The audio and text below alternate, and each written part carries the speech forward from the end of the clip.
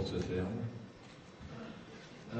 Quand hier soir, Marie Baraco m'a demandé de présenter cette soirée de clôture avec Nicole et Didier, j'ai d'abord vu s'éloigner quelques heures de massage et de bains sulfureux.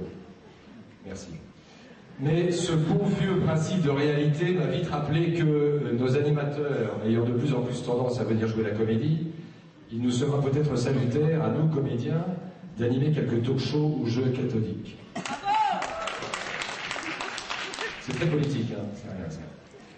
Ainsi, bientôt, Claire Chazal, Mireille Dumas et Marie-Ange Nardi seront les héroïnes de Ménagères désespérées, où récurreront bien sûr aussi David Pujadas, Philippe Torreton et PPDA, pendant que Roger Hanna présentera le 20h et Corinne Touzé la météo.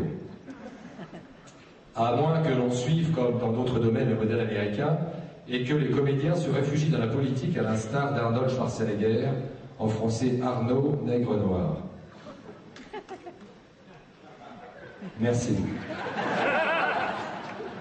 Cette reconversion en a conduit certains à la Maison Blanche, avec un relatif succès pour l'acteur de western Renaud Regain.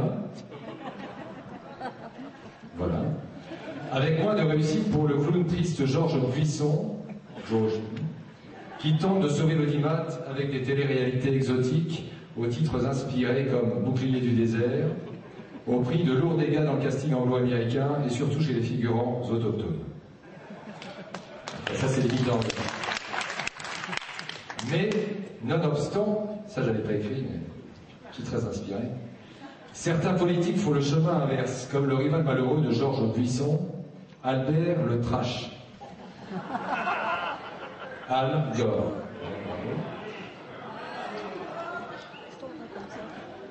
Al Gore qui a réussi sa reconversion avec son premier film, Albert le Sauveur de Kyoto.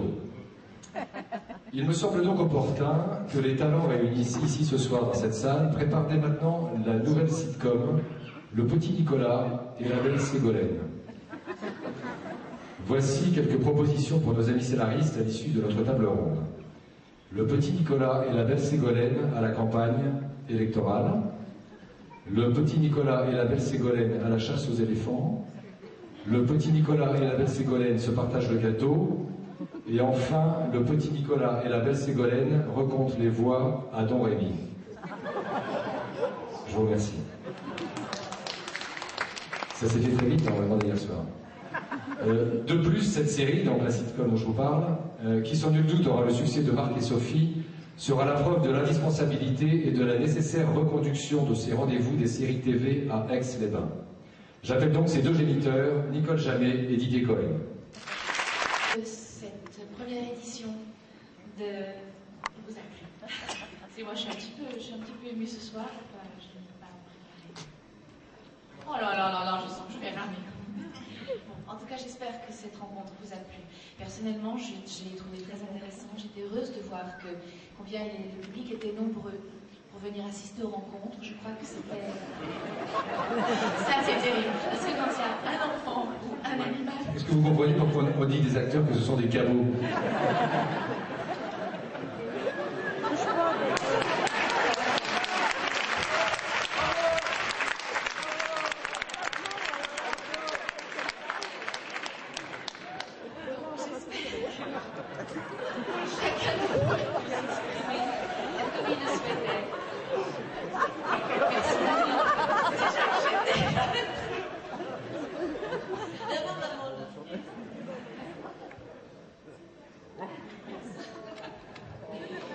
Donc, j'espère que chacun a apprécié ces rencontres, que le public, aussi bien que vous tous, professionnels, que chacun a pu s'exprimer, que tout le monde a pu communiquer. Je crois qu'à ce moment un peu charnière peut-être de la fiction, il est important que tout le monde puisse se parler, réellement communiquer sans avoir forcément une personne, voilà, parler par personne interposée, ce qui est malheureusement trop souvent le cas.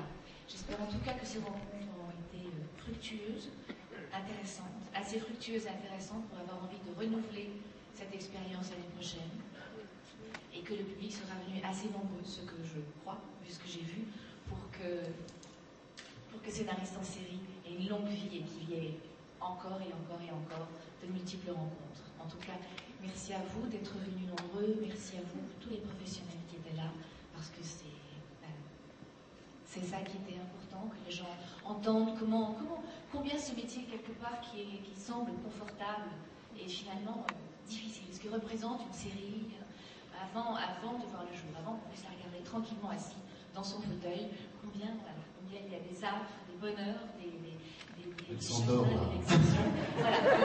Bonsoir.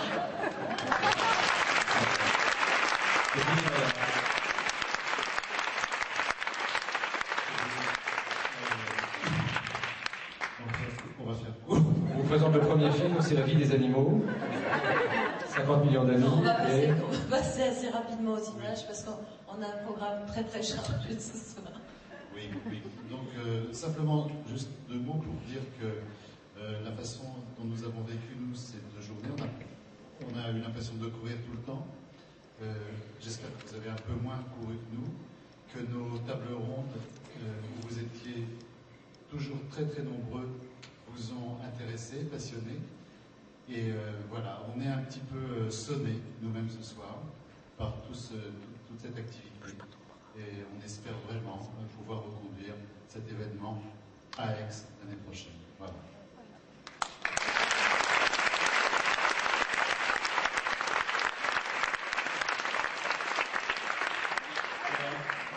La première projection de ce soir est un format court, puisque c'est un teaser. C'est le teaser très court.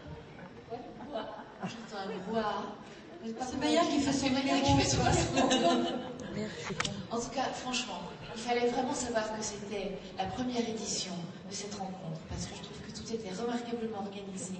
Alors évidemment, et Pasteur Tarn, merci tout le monde. Moi, je remercie Nicole et Didier de s'être défoncés comme ils l'ont fait depuis tout ce temps. Avec toute l'équipe de Scénaristes en série. On est quand même une petite équipe, là, ils sont tous là dans la salle. Je ne vais pas les nommer parce qu'ils ne m'aiment pas. Mais en tout cas, qu'ils sachent qu'on les embrasse très très fort tous. Voilà. Merci à tous. Bonne fin de soirée. Bon appétit. Bonne À l'année prochaine. À l'année prochaine.